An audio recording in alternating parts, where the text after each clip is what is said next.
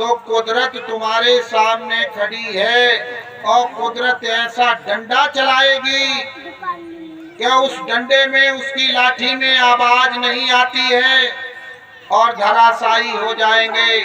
क्यों कि ये विदेशी देशों में, जो विदेशों में डॉक्टर बैठे हैं, उन्होंने भी स्वीकार किया है कि कोरोना वायरस चीन में चमगादड़ के खून से और मरे हुए पशुओं के खून से तैयार किया गया और ये वायरस फैलने वाला है। और वो वायरस कैसा तुम्हारे सामने आएगा कि एक खुजली के रूप में तुम्हारे सामने खड़ा हो जाए आकर के। अभी तो कोरोना छोटो ही हो ना, कोरोना छोटा ही था और एक कोरोना में तुम्हें सबको अलग अलग करता हूँ है। खांसी आ गई तो मुंह घुमा देते हैं, पत्नी पति से अलग और पति पत्नी से अलग, वे पापा मम्मी अलग ही अलग दिखाई देता है। नहीं कोरोना एक झटका ना झेलो। और अगर ऐसी बीमारी ठीक सी आ जाए आपके बीच में और वो वायरस ऐसा फैलाया जाए और ऐसा फैल जाए किसी के माध्यम से, किसी देश के माध्यम से, कि एक खुजली का वायरस तुम्हारे बीच में फैल जाए और सबको खुजली लग जाए तो तुम्हें रेत दिखाई ना दे, वो एक कोई दिखाई, सब जमीन पर लौटते और लौटते दिखाई देंगे। तुम कहोगे कि हमारी खुजली मिटाओ, तुम कहो हमारी खुजली कोई मिटाए दे। कौन किसकी मिटाएगा? कौन डॉक्टर तुम्हारी समझ में आएगा? जब डॉक्टर को ही खुजली हो जाएगी तो इंजेक्शन किसे लगाएगा? ये बीमारी सामने आने वाली है, इसलिए ये बीमारी किससे फैलेगी?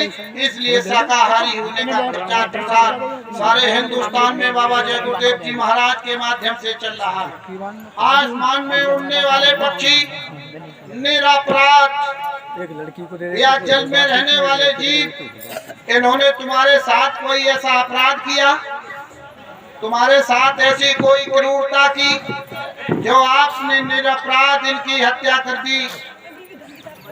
बताओ मछली ने आपके साथ क्या अन्याय किया? आसमान में उड़ने वाले पक्षी आपने गोली से, तीर बाणों से मार दिए, इन्होंने तुमसे कोई अपराध किया? तुम्हारा बच्चा छीन लिया, तुम्हारी अंगुली काट ली, तुम्हारे साथ क्या न्याय इन्होंने अन्याय किया जो तुमने निरपराध उस मासूमों की हत्या कर दी? इसलिए उस मालिक ने कहा कि मानव, तूने मेरी बनाई हुई चीज को तोड़ फोड़ कत्लेआम कर दिया, तूने बेगुनाह निर्मम जीवों की हत्या की है, इसलिए तुझे सख्त से सख्त सजा मिलेगी और उन नरकों में तुझे भेजा जाएगा और इतनी बड़ी तुझे यातनाएं दी जाएंगी कि तू मानव शरीर, मानव तन पाने का अधिकारी नहीं रहेगा। इसलिए सत्संगी प्रेमी भाई बहनों, जीवों पर दया करो और जीवों पर दया करोगे मालिक मेहरबान और दयावान हो जाएगा। और जब दया तुम्हारे सामने खड़ी हो जाएगी आकर के, और दया जब तुम्हारे सामने खड़ी हो जाए तो मालिक तुम्हारे सामने खड़ा हो जाएगा। अब ज्यादा हम नहीं, जो है सत्संग का समय पूरा हो रहा है और ये सत्संग हम समापन की ओर ले जा रहे हैं। आप लोग शाकाहारी हो जाओ और 17 मई से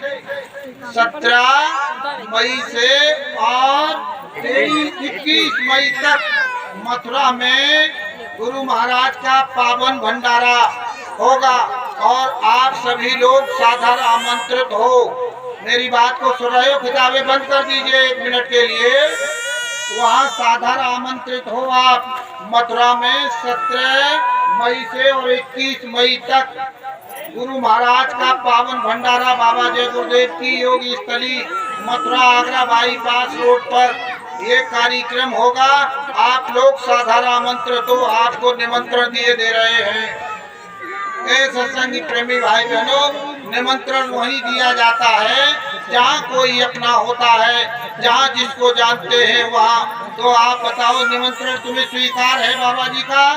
हाथ उठाइए। कैमरे में कैद। अच्छा, आप नीचे कर ले। तुम कैमरे में कैद हो गए बाबा जी के। अगर तुमने झूठ बोला और मथुरा आश्रम पर निमंत्रण में नहीं गए आप, तो आपको बख्शा नहीं जाएगा यम की अदालत में। इसलिए तुमने स्वीकार किया कैमरे में कैद और यम की अदालत में पेशी हो जाएगी माता बहनों। इसलिए एक गाड़ी कर लेना बस कर लेना अपने गांव से। और हमारे अध्यक्ष जी खड़े हैं, इनकी जिम्मेदारी है। और यहाँ ब्लॉक अध्यक्ष कौन है, जरा खड़े हो जाओ। नाथूराम जी कौन है? ये हैं आपके ब्लॉक के अध्यक्ष कासगंज, ये अध्यक्ष हैं। और इनकी जिम्मेदारी बनती है कि आपके बीच में गाड़ी आप करेंगे। 200 रुपये 250 रुपये किराया आने और जाने का लगेगा और आप देंगे। और गाड़ी बस जैसे भी आप पहुंचे, मथुरा आश्रम पहुंचिए, नामदान आपको मिलेगा। और 2001 से वो मंदिर का देवता बरकत बांट रहा है निरंतर। और मंदिर के देवता के सामने खड़े होकर के आप जो मांगोगे वही चीज मिलेगी।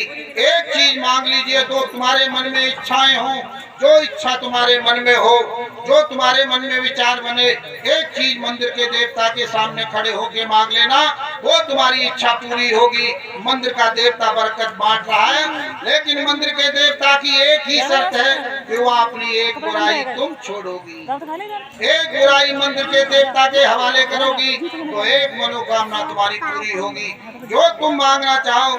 और हमारी बहनें जितनी बैठी हैं, काऊ काऊ की शादी ना है भाई, तुम्हें अपनी कुछ शिक्षा लेके देवता वो भी पूरी करता है। इसलिए तुम मंदिर के देवता के सामने आकर के मांगिए और आपकी मनोकामना की पूर्ति।